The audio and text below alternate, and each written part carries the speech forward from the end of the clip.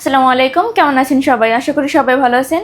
ফ্লাইড aviation থেকে আমি মার্জানা আবারও চলে এলাম ভিয়েতনামের জব সংক্রান্ত আরও গুরুত্বপূর্ণ একটি ভিডিও নিয়ে। ভিডিওটি না টেনে অবশ্যই ভিডিওটির সাথে থাকবেন। ফ্লাইয়াদ এভিয়েশন আপনার একটি বিশ্বস্ত সহযোগী। এটি একটি সরকারি নিবন্ধিত ট্রাভেল এজেন্সি। ভিয়েতনামে এসেছে নতুন কাজের সুযোগ। এখানে আপনারা কাজ করতে পারবেন ফার্নিচার ফ্যাক্টরি ওয়ার্কার হিসেবে। এখানে দৈনিক ডিউটি টাইম হচ্ছে 8 ঘন্টা, সপ্তাহে 6 দিন, ওভারটাইম থাকলে অবশ্যই করতে হবে। এখানে আপনার স্যালারি হচ্ছে $450 থেকে $500।